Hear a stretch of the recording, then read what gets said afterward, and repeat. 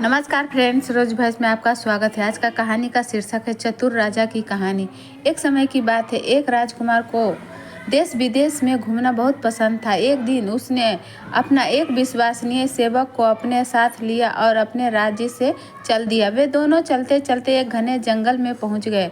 काफ़ी देर तक चलने पर भी उन्हें उस जंगल से बाहर निकलने का रास्ता नहीं मिला। धीरे धीरे अंधेरा होने लगा, पर उन्हें रात बिताने के लिए वहाँ कोई घर भी नहीं दिखाई दिया। थोड़ी दूर और चलने पर पानी भरकर ले जाती हुई एक सुंदर सी लड़की उन्हें मिली। उस राजकुमार को कुछ राहत मिली। अपना घोड़ा उस लड़की के सामने रोककर उसने पूछा, क्या मैं और मेरा सेवक एक रात आपके घर में गुजार सकते हैं? लड़की ने बड़ी मासूमियत से जवाब दिया, हाँ, आप लोग यहाँ रात गुजार सकते हैं, पर मैं आपको इसकी सलाह नहीं दूंगी कि आप इस घर के अंदर जाएं।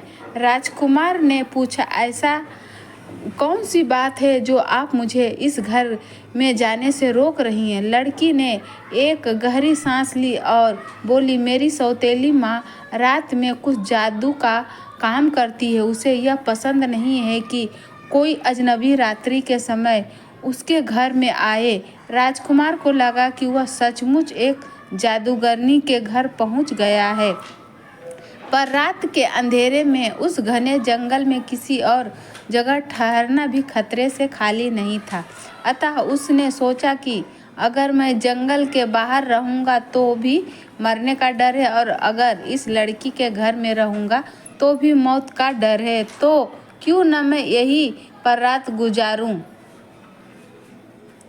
जब राजकुमार ने उस लड़की के घर में ही रात गुजारने की विनती की तो उस लड़की ने उसे चेतावनी दी कि उसकी माँ का दिया हुआ खाना खाए और न ही कुछ पिए। रात में केवल सोकर वह सेवक सहित सुबह होते ही यहाँ से निकल जाए। राजकुमार उस लड़की की बात पर राजी हो गया। जैसे ही राजकुमार और उसका सेवक उस छोटे से अंधेरे घर में घुसे, उन्हें एक कोने में आग जलती हुई दिखाई दी। आग के सामने एक औरत बैठी हुई थी, जिसकी लाल लाल आंखें में गुस्सा साफ दिखाई दे रहा था। राजकुमार और उसके सेवक ने उस औरत को नमस्कार किया तो उसने उन दोनों को एक कोने में बिछे हुए बिस्तर पर बैठने के लिए कहा। राजकुमार चुपचाप बिस्तर पर और उसी के पास जमीन पर उसका सेवक बैठ गया। उस औरत ने उन्हें जब कुछ खाने के लिए दिया तो दोनों ने यह कहकर मना कर दिया कि उन्हें भूख नहीं है, वे थके हुए हैं और जल्दी ही सोना चाहते हैं। दोनों शांति से सो गए और सुबह जल्दी उठकर चलने की तैयारी करने लगे। जैसे ही राजकुमार अपने घोड़े पर सवार हुआ, वैसे ही वह जादूगरनी बाहर निकल आई और बोली, मैं तुम्हारे जाने से पहले कुछ पीने के लिए लाती हूँ। तुम दोनों मेरी प्रतीक्षा करो। जैसे ही वह जादूगरनी अंदर गई, राजकुमार अपने घोड़े को उस घर से दूर ले गया, पर उसका नौकर अपने घोड़े की काठी ठीक करने में लगा हुआ था। जब वह औरत हाथ में 2 गिलास लेकर उस सेवक के पास पहुंची तो राजकुमार को वहां न देखकर उस सेवक से बोली, लो, इस गिलास का शरबत तुम पी लो और दूसरा गिलास अपने मालिक के लिए ले जाओ। जैसे ही सेवक ने दोनों गिलास पकड़ना चाहा, वैसे ही घोड़े ने हिनहिनाना शुरू किया। अतः दोनों गिलास छूटकर उसी घोड़े पर गिर गए और देखते ही देखते घोड़ा वहीं ढेर हो गया। सेवक यह सब कुछ देखकर बहुत डर गया और अपने मालिक के पास दौड़ गया। राजकुमार कुछ दूरी पर उसी का इंतजार कर रहा था। उसने शरबत वाली बात राजकुमार को बतलाई तो उसने भगवान को लाख लाख धन्यवाद दिया कि उसने आज उन दोनों की जान बचा ली। पर राजकुमार का सेवक अपने घोड़े की काठी को छोड़कर नहीं जाना चाहता था। क्योंकि अगर दूसरा घोड़ा भी ले तो उन्हें ऐसी काठी कहीं और नहीं मिल सकती थी। राजकुमार का सेवक जब अपनी काठी लेने के लिए वापस गया तो उस घर का दरवाज़ा बंद था, पर उसके मरे हुए घोड़े को गिद्ध खा रहा था। सेवक ने अपनी तलवार से उस गिद्ध को मार दिया। काठी और मरा हुआ गिद्ध लेकर वह राजकुमार के पास पहुंच गया। अब दोनों एक ही घोड़े पर चलकर जंगल से बाहर जाने का रास्ता ढूंढने लगे। चलते चलते रात होने लगी तो उन्हें एक घर से कुछ रोशनी आती हुई दिखाई दी। जब वे दोनों उस घर के सामने पहुंचे तो उन्हें पता लगा कि जंगल के आखिरी कोने पर एक सराय थी। सेवक ने यह गिद्ध उस सराय के मालिक को पकाने के लिए दिया। उसी समय उस सराय में 12 डाकुओं का एक दल खाना खाने के लिए आया तो सराय के मालिक ने उसी गिद्ध का सूप तैयार करके उन्हें पेश किया और थोड़ा सा अपने लिए भी रख लिया। डाकुओं ने जैसे ही यह सूप पिया सभी वहीं पर लुढ़क गए और रसोई में सराय का मालिक भी सराय के मालिक की बेटी वहाँ पर जीवित बची थी। उसने डाकुओं द्वारा लूटा हुआ धन इन दोनों को अपने साथ ले जाने के लिए कहा,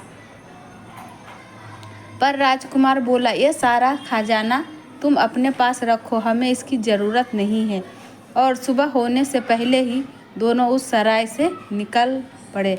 चलते चलते उन्हें उस जंगल से बाहर निकलने का रास्ता मिल गया। कई दिनों तक चलने के बाद वे एक ऐसी नगर में पहुँचे जहाँ की राजकुमारी ने ऐलान करवा रखा था कि कोई उससे ऐसी पहेली पूछे जिसका हल वह न ढूंढ सके तो वह उस पहेली पूछने वाले को ही अपना पति बनाएगी, और अगर उसने उस पहेली का हल नहीं ढूंढा तो उस पहेली पूछने वाले की मौत को गले से लगाना होगा।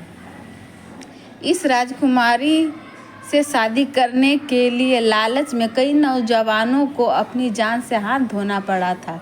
इस राजकुमार ने भी जब लोगों से उस राजकुमारी की सुंदरता के बारे में सुना तो उसने भी उससे एक पहेली पूछने के लिए सोचा। उसने राजमहल जाकर अपनी इच्छा व्यक्त की। राजकुमारी उसकी पहेली का उत्तर देने के लिए तुरंत तैयार हो गई। उस राजकुमार की पहेली थी, वह कौन सी चीज़ है जिसने एक को भी नहीं मारा फिर भी 12 को मार दिया।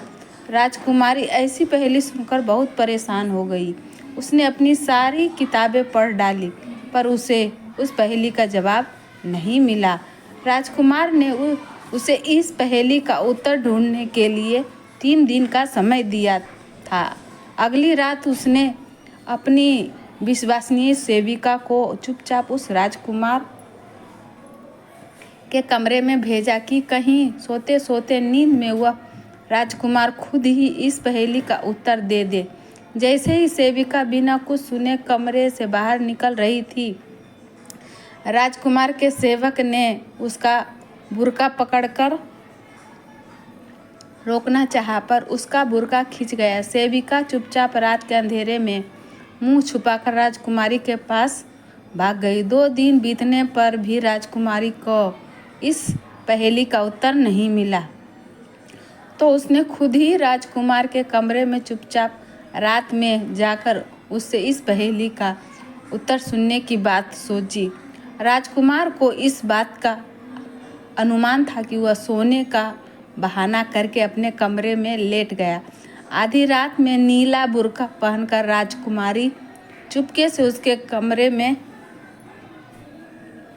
घुसी और पूछने लगी, वह कौन सी चीज़ थी जिसने एक को भी नहीं मारा। राजकुमार ने जवाब दिया, एक गिद्ध जिसने जहर से मरे एक घोड़े को खाया और उसी जहर से खुद मर गया। राजकुमार ने फिर पूछा, तो फिर उसके 12 को कैसे मार दिया। राजकुमार बोला, क्योंकि 12 डाकुओं ने उस जहरीले गिद्ध को खाया था और खाते ही मर गया।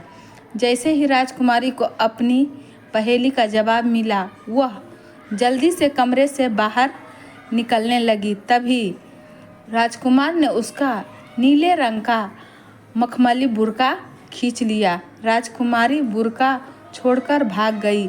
अगले दिन उसने अपने राज्य के 5 जजों को पहेली का उत्तर देने के लिए बुलवाया।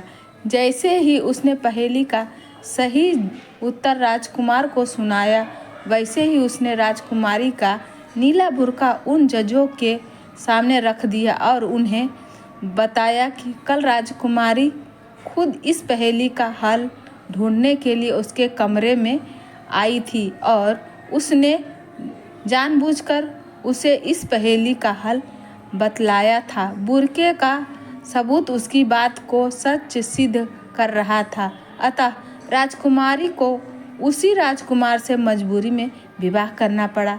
फ्रेंड्स, ऐसी कहानी सुनने के लिए चैनल से बने रहे। इस वीडियो को लाइक करें, शेयर करें। अगर आप इस चैनल पर नए हैं तो चैनल को सब्सक्राइब करें। फिर अगली वीडियो में मिलेंगे, तब तक के लिए नमस्कार फ्रेंड्स।